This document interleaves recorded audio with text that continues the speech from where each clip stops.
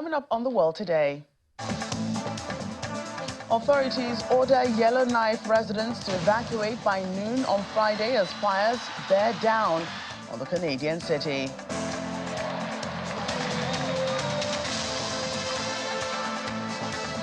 Maui emergency chief resigns after widespread criticism of his agency's handling of Hawaii wildfires. Plus, online threats made to members of the grand jury that indicted former U.S. President Donald Trump, state of Georgia officials investigating. Hello and welcome to the program. I'm Joke Rogers here in Lagos. We begin in Canada, where thousands of people in Yellowknife are fleeing a wildfire on the outskirts of the city as authorities give them a deadline of noon today to leave. Yellowknife is one of the largest cities in Canada, housing around 20,000 people who have now crowded into local airport and roads out of town.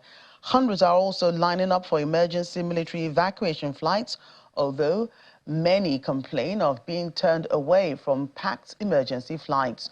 People who waited on hours-long queues to board flights out on Thursday were told by officials to try again on Friday or Saturday.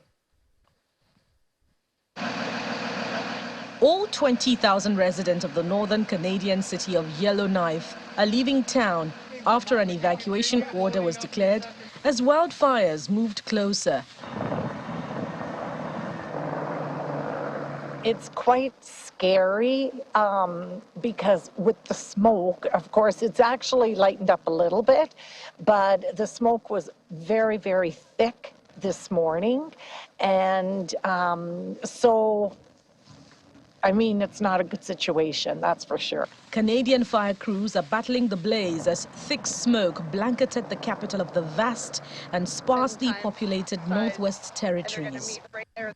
Hundreds of residents leaving by car and plane after the evacuation order was declared lined up outside a local high school, waiting to be taken to the airport for one of the 5 evacuation flights planned on Thursday to the neighboring province of Alberta.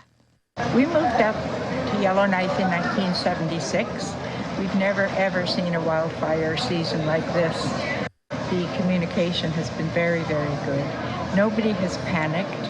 It was just a matter of, well, we're going to need to leave. A lot of people left yesterday morning before the actual evacuation order came. Brent Solonier, a 33-year-old Calgarian, was vacationing in the far north of Canada's Northwest Territories when he realized they had to rescue his camper van that was still parked in Yellowknife. The drive home to Calgary took him 20 hours. Leaving Yellowknife, you're driving into the smoke. And this is where it really would start to bring in some emotion, right? So it's starting to feel very surreal because you're driving through an environment where there's essentially small fires on either side of the road. So it's not like, the entire forest is burning up, but I've never driven through a spot where you're like, the road is open, but it is on fire on both sides of the road. And it's just, it's a very surreal experience, right? And you're just kind of like, I guess this is what it's going to be to get home. The territories, with a population of just 46,000 people, have limited infrastructure, and there is only one 2-lane road out of Yellowknife to the province of Alberta to the south.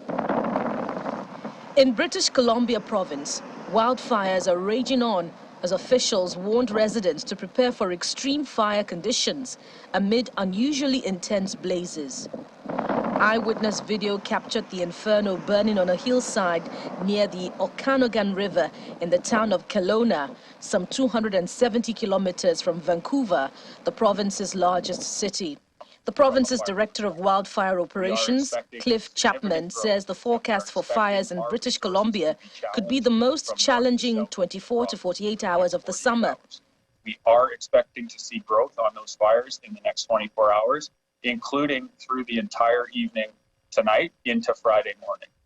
For new starts, what this means is we'll have the potential to see lots of new fires across BC, and those fires will challenge even our air tanker and helicopter resources and our ground resources, as we are likely to see a number of new fires happening across the province.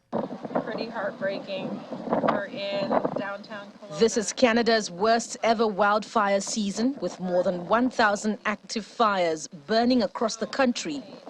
Experts say climate change has exacerbated the wildfire problem. The deadline for residents to leave is noon local time on Friday. Downtown side of the lake. The fire is currently about 10 miles northwest of the city, and authorities say it could reach the outskirts by Saturday if there is no rain. So far, about 52,000 square miles of land in Canada have been scorched, more than 6 times the usual 10-year average. Nearly 200,000 people have been forced to evacuate at some point this season. Let's get more on this. The VOA's Craig McCulloch joins us from Vancouver. Hello, Craig. Thanks for your time today. Oh, you're quite welcome. So can you provide an overview of the current status and extent of the Canadian wildfires? Well, it's unique in Canada because you asked about nationally, but the wildfires, as in the United States, are actually fought and maintained by the provinces or the territories, like they are in this, by individual states.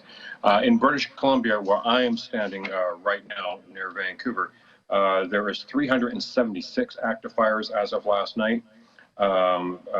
And there were 315 caused by lightning and 21 caused by actual people. And of the 1,000 or so that are active across Canada, about 670 of them are not under control. In Yellowknife, you have a large-scale evacuation. It's not the biggest town in the world. It's 20,000 people, but there's one road out. And you have to drive about 13, 14 hours to get to major any type of developed area in northern Alberta, and to drive through to Calgary, as we heard, it's a 20-hour drive. There is a lot of airlifts happening as well for people who can't drive.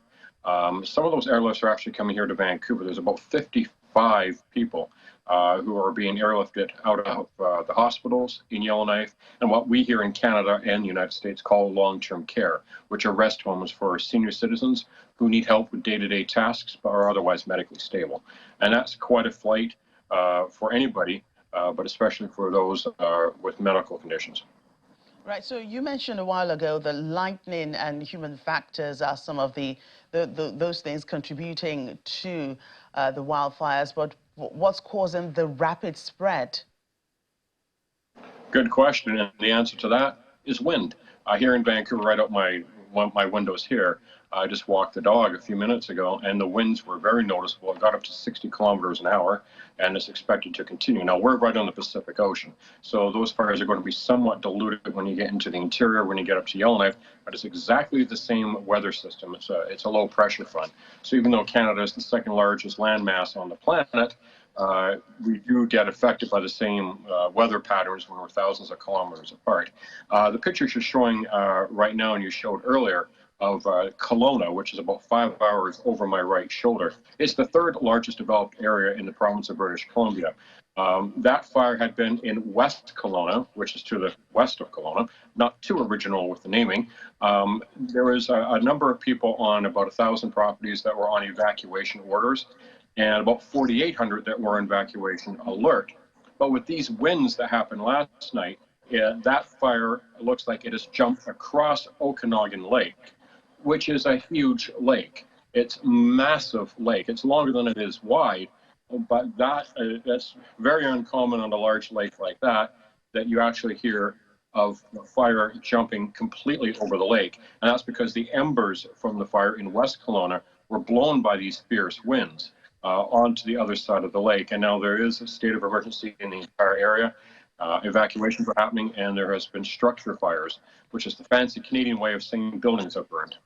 Right, so in that report that we just aired, and I'm sure that you listened to parts of it, the authorities were saying that there's not much that can be done except that if it rains. So what's the weather forecast like in Canada at the moment and in the areas affected? Is there any likelihood of rain soon that could help, the authorities and the responders, put out some of these fires to help people get away quicker? That's a very simple question you're asking, but the answer can get very scientific and complicated. With the low pressure system that is bringing in the winds, much lower temperature. I just checked with my smart speaker, which is all-knowing, of course, but the weather is like up in Yellowknife, it's now 11. And here in Vancouver right now, it's 15. And yesterday it got up to almost 30 degrees Celsius in Vancouver, so it is noticeably cooler. And rain is in the forecast. However, that's a mixed blessing because not only is it coming with wind and this weather system, there's also thunderstorms and lightning that are predicted. So yes, there might be rain, there might be water, we don't know how much, but with it also comes what ignites most of these fires, which is lightning. So it's a mixed blessing.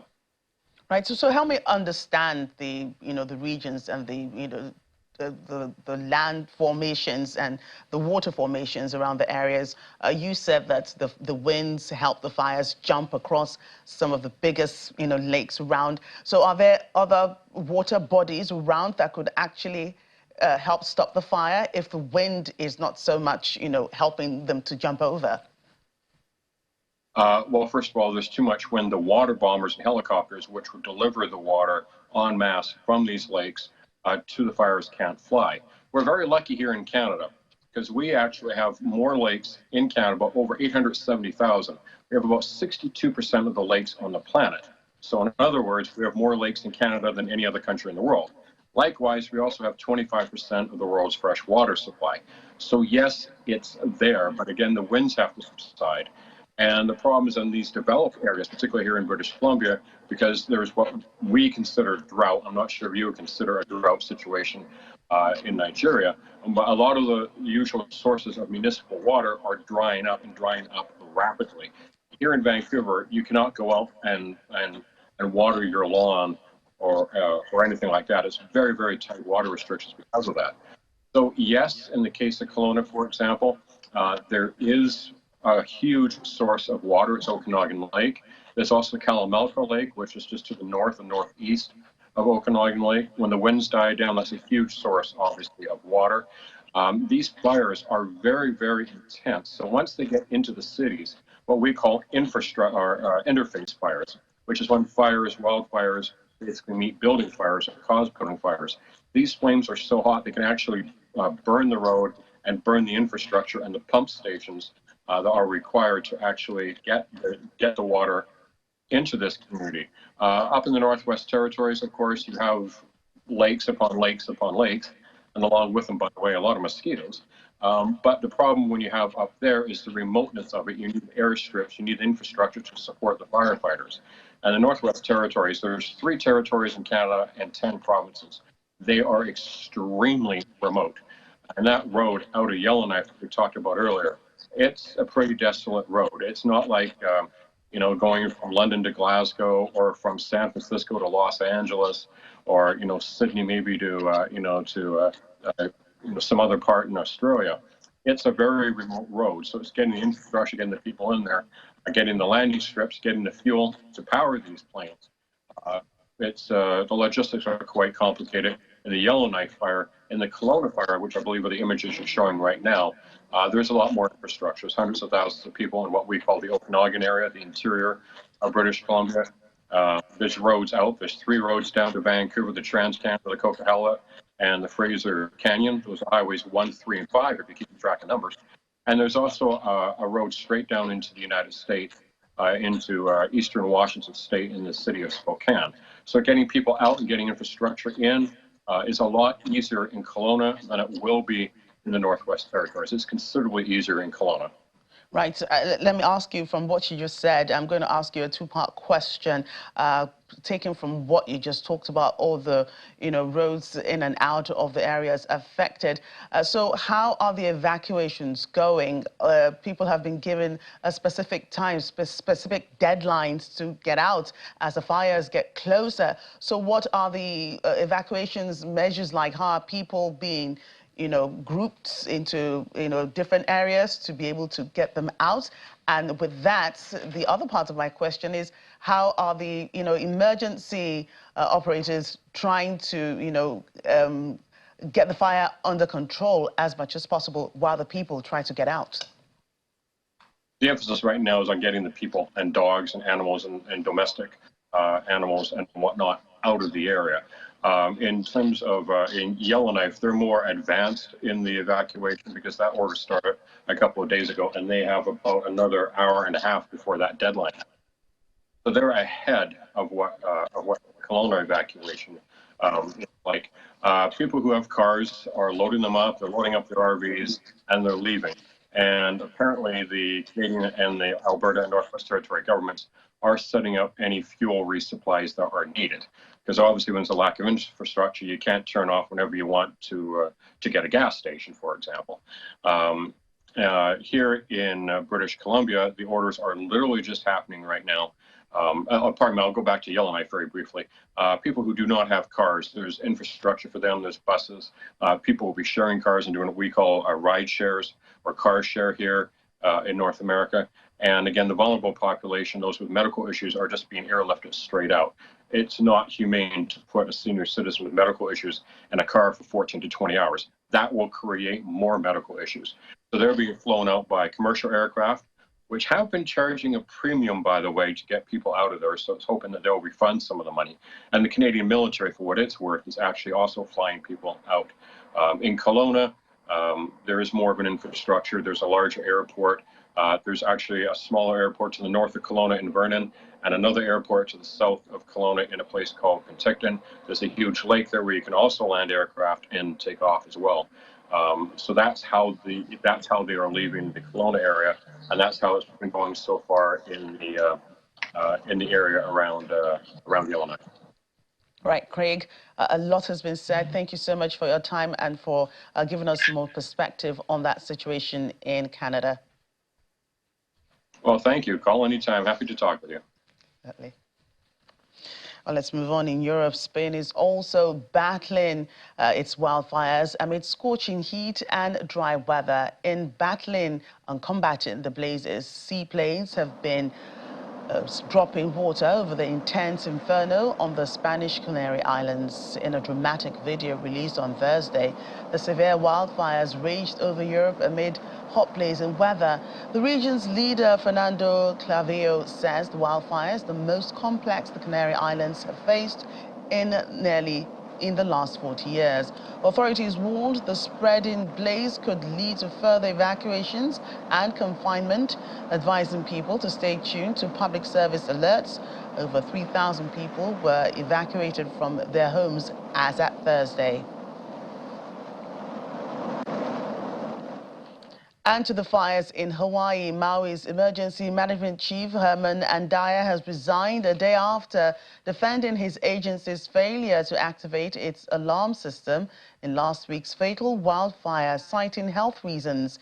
He had been criticized by local residents and media for the island's response to the wildfires. Some have said more would have been saved if the sirens went off. At least 111 people have been declared dead, with more than 1,000 still missing. Maui's sophisticated system, which includes 80 sirens around the island, is tested on the 1st of every month. Its 60-second tone is a normal part of life. In Lahaina, on the day of the fire, they remained silent. The parent company of your award-winning station, Channels Media Group, announces its entry into the business reality space for the launch of Fund It Forward, a competition show designed to nurture the next generation of social enterprises driven by Nigerian youths. This new social enterprise project, brought to you by Channels Television, explores a world where young innovators are increasingly attempting to bridge the gap between people and profits, with the burning question for Nigeria being, are these impact-driven business models scalable and sustainable here? Fund It Forward seeks to answer this question by putting 12 young social entrepreneurs to the test as they vie for a chance to secure significant grant funding and invaluable mentorship from esteemed socialpreneurs. Over the course of 8 intense elimination rounds, contestants must convince a seasoned judging panel that they possess the rare combination of innovation, heart, and business prowess necessary to succeed.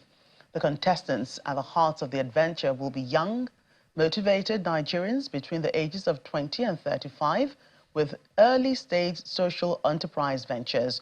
Fund It Forward is the brainchild of executive producer Zemi Momo, corporate social responsibility and social impact programming director at the Channels Media Group.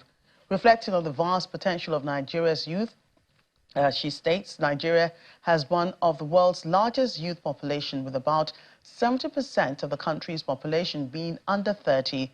Here we have a huge potential economic driver if we can just tap into the entrepreneurial and problem-solving spirit that's so evident in young Nigerians. In collaboration with Lighthouse Television and Filmworks, Fund It Forward is set to premiere on Channels Television in the last quarter of 2023. Eligible individuals are encouraged to apply by going to castingfunditforward.tv. Welcome back. More environmental issues as we head to Colombia. In the capital, Bogota has been shaken by a 6.3 magnitude earthquake. This prompted frightened residents to flee into the streets, panicking under dozens of aftershocks. In the midst of the panic, a woman fell to her death. There have been no immediate reports of major damage from Thursday's quake, which Colombia's National Geological Service reports as a magnitude 6.1, while the United States Geological Survey says it's 6.3. The initial quake was followed by aftershocks minutes later as people crowded the streets of the city. Colombia's National Geological Service estimated the second quake to be of 5.6 magnitude, with a subsequent aftershock measured at 4.8. Law enforcement officials are investigating threats against members of the grand jury overseeing former U.S. President Donald Trump's legal battle in the state of Georgia. These threats reportedly came after the personal information of jury members were leaked online. That's according to the sheriff's office in Fulton County, Georgia, the center of the legal battle. It's where Mr. Trump and associates were charged earlier this week with conspiring to illegally subvert the 2020 election results in the state. Local media had previously reported that names, addresses, photographs, and social media profiles purporting to belong to the jury were being shared online. It's been high security around Fulton County's courthouse in Atlanta over the Trump indictment. State's government policy is that indictments that are made public record, including the names of grand jurors, but no other personally identifiable information. However, the sheriff's office says it's working with both state and federal agencies to track down the origin of the threats. In the meantime, many who were expecting a press conference from former U.S. President Donald Trump are going to be disappointed after Mr. Trump cancelled the meeting. The conference, which was scheduled for next week to release a report on the 2020 election in Georgia, has been altered as Mr. Trump states that his attorneys would present his arguments in court filings instead. Earlier this week, Mr. Trump announced that he would hold a press conference on Monday to release a detailed 100-page report into what he described as election fraud in the state of Georgia during the 2020 election, which he lost to Democrat Joe Biden. This came after he was charged in Georgia and in federal court with attempting to overturn those election results. Writing on his Truth Social app, the businessman stated that the news conference was no longer necessary. And the efforts to transfer Mr. Trump's Georgia case is bringing up legal questions itself that are rarely tested. These questions could potentially delay a trial and introduce uncertainties into the prosecution's case. According to legal experts, attempts to transfer Donald Trump's criminal case from Georgia to the federal court should fail if the law is correctly applied. Eric Segal, a professor at Georgia State Law School, and Karen Morrison, an associate professor of law at Georgia State Law School, both provided analysis that anticipated potential tensions arising from how the former president will be dealt with by the police and courts he's arraigned. Mr. Trump will have his mugshot taken upon being taken into custody. Fulton County Sheriff Pat Labott told local media this month, while Mr. Trump should be granted bail, And Siegel noted that this process could be complicated by Mr. Trump's recent messages on social media, which could be interpreted as witness intimidation. I think his odds are slightly better, but still, I don't think it's a winning claim. But his odds are definitely better because it is more plausible that, let's say there's a closer nexus between, making sure that the election was fair and being the president than there is between paying a porn star and being the president. Well, it's already been announced he's going to get a mugshot. And I think this is the first jurisdiction where he's getting a mugshot. That's going to be a little bit interesting, I guess. I guess there's some decisions they have to make. Will he appear by himself? Will he appear with the other defendants? These are all issues we don't know, but we will find out in the next week. Normally, of course, they're fingerprinted and then there's a mugshot taken. And depending on the case, they either get sent to jail or they get put out on bail. And we don't know yet what's going to happen here. I would assume, most people would assume, that the former president of the United States would be able to get out on bail. The one wild card here is that Georgia has a law that says bail is absolutely not appropriate if the defendant is going to intimidate witnesses. And given Donald Trump's recent social media activity, going after the DA, going after witnesses, and so on, it's going to be an interesting hearing. Will his lawyers in good faith be able to say our client will not intimidate witnesses? They're going to have to say that for him to get bail. Meanwhile, a 56-year-old woman has been sentenced to 262 months, nearly 22 years in prison, for sending threatening letters containing homemade poison to then-President Donald Trump at the White House in 2020. The U.S. Justice Department announced that Pascal Ferrier, a dual citizen of Canada and France, pleaded guilty earlier this year to violating the biological weapons laws. She had sent a poisonous letter to Mr. Trump and 8 Texas state law enforcement officials. Ferrier had been detained in Texas for 10 weeks in 2019, and she believed that the law enforcement officers were responsible for her detention, as stated by the Justice Department.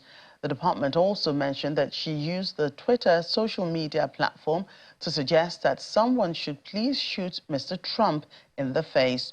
The toxic envelope addressed to Mr. Trump was intercepted in September 2020 at the White House mail sorting facility in Washington.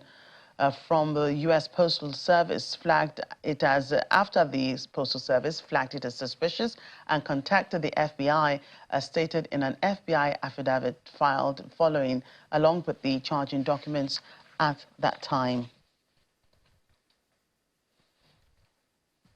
And a Florida man who used a flagpole to attack officers defending the U.S. Capitol on January 6, 2021, has been sentenced to 4 years in prison.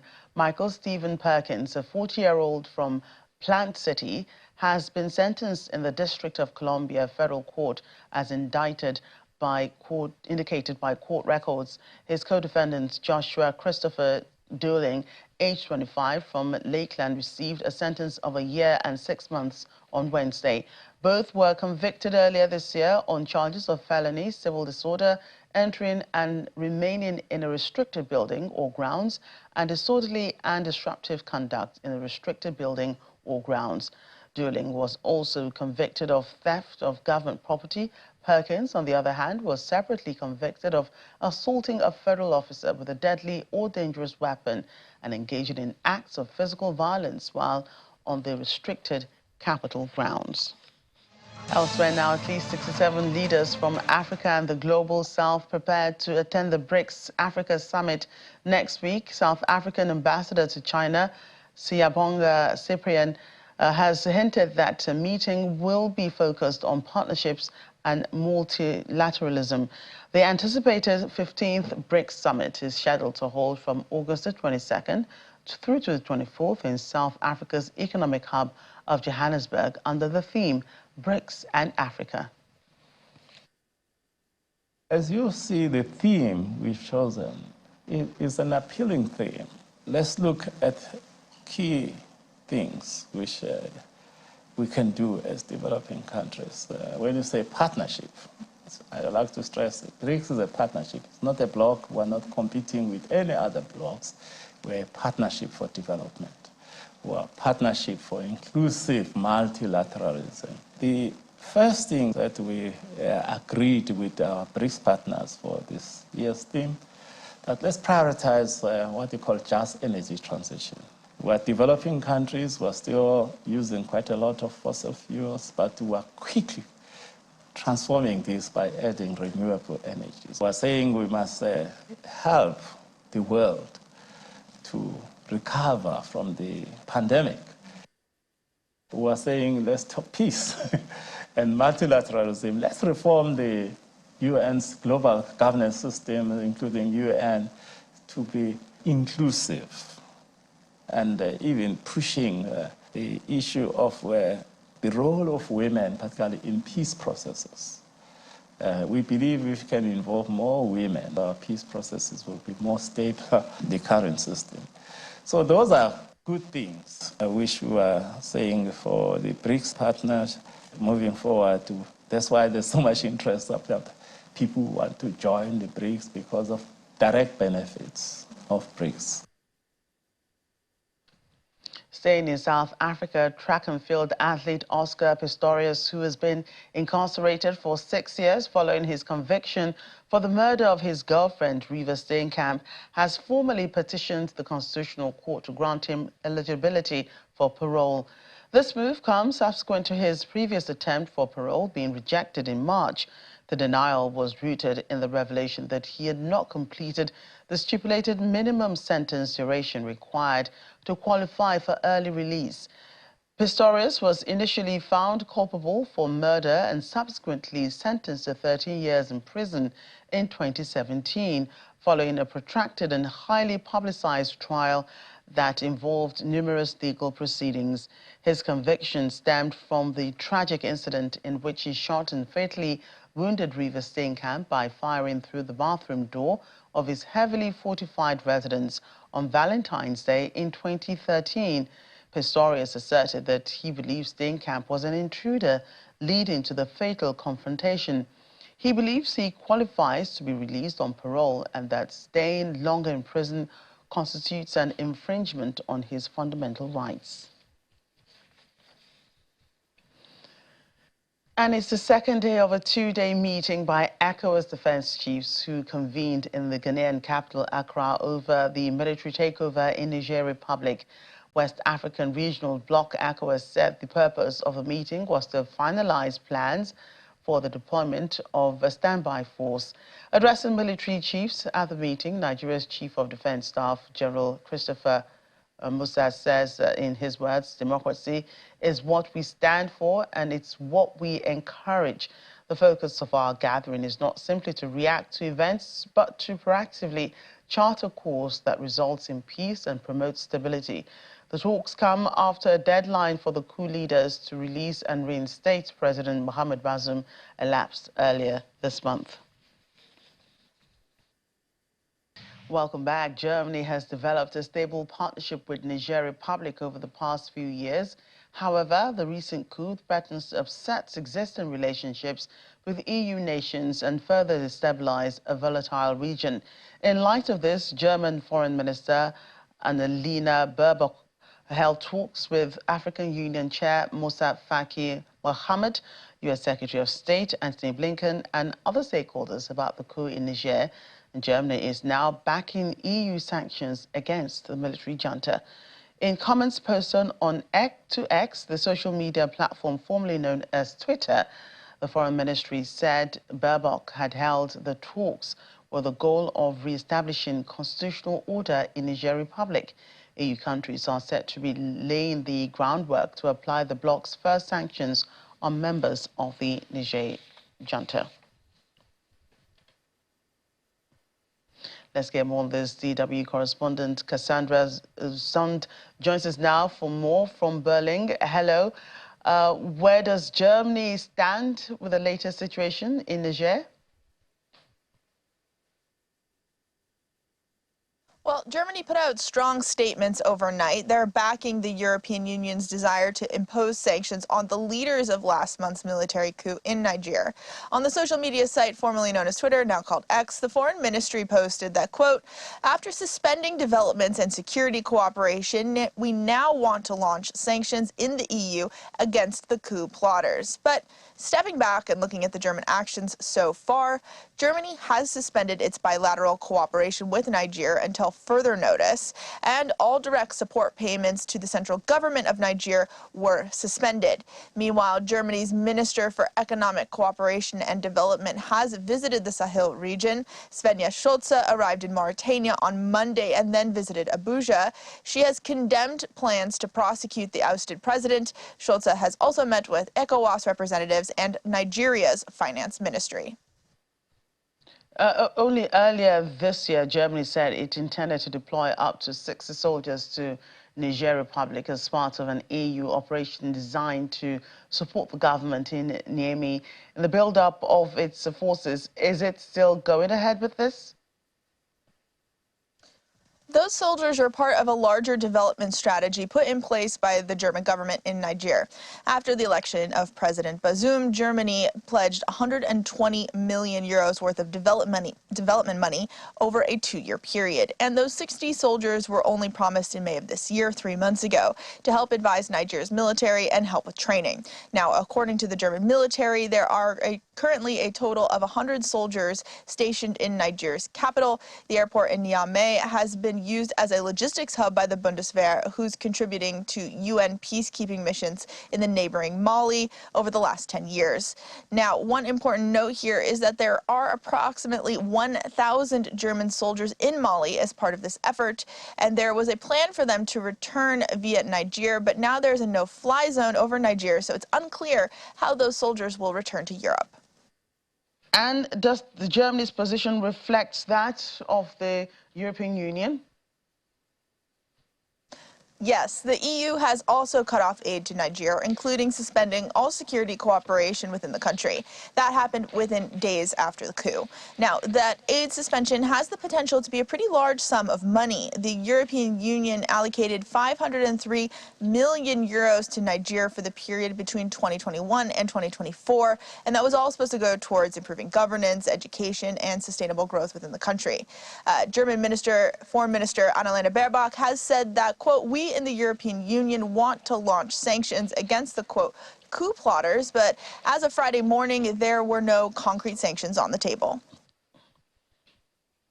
Right, thank you for your time today. Let's move on now. Nigerian students in the Turkish Republic of Northern Cyprus are drawing attention to their plight in the country caused by, in part, by CBN policies. Speaking through the Executive Director, Lighter Foundation, Mrs.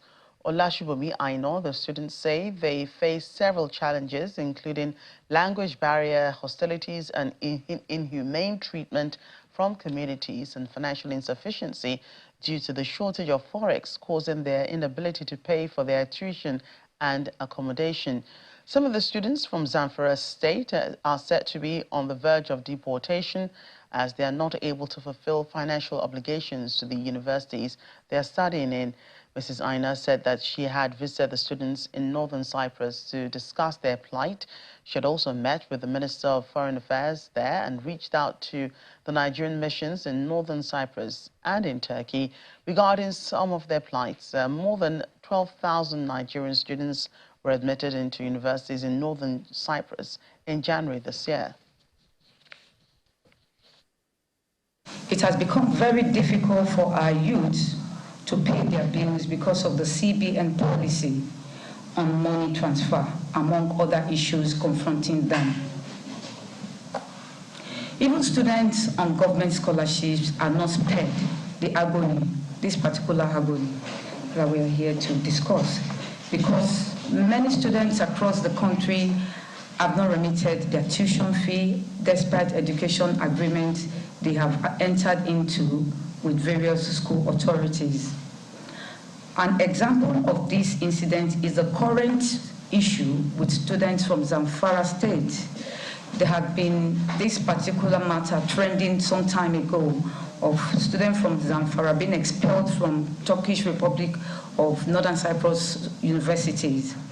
And that seemed to have died out, but suddenly this is a pressing issue now in Cyprus because they are about to be expelled again from schools.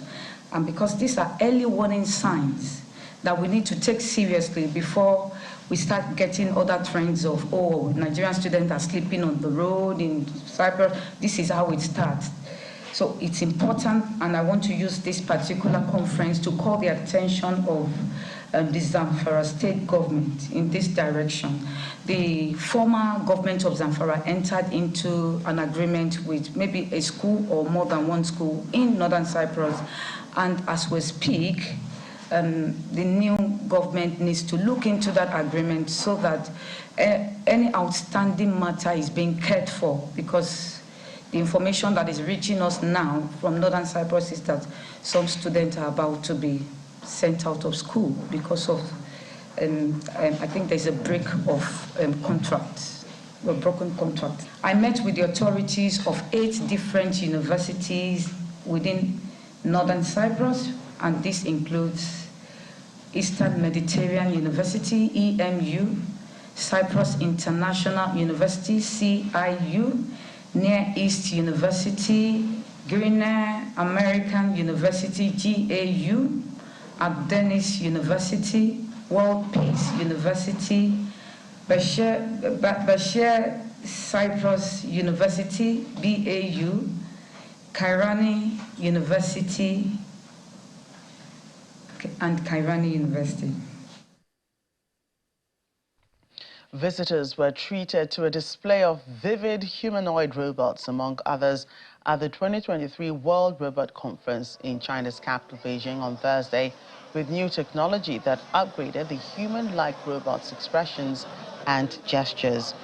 A research and development engineer at humanoid robot company Acrobot said the upgrade has enabled the joints of the humanoids to move more naturally and have more subtle micro-expression and finger movements. The human-like robots won praise from visitors, while others expressed shock at their hyper-realistic appearance. The annual conference will be held from August 16 through to the 22nd.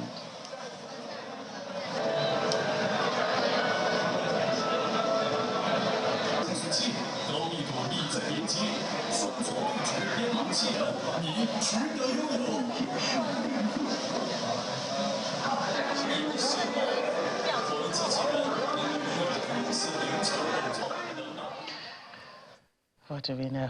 Well, that's it on the show. Thank you for watching. I'm Jackie Rogers.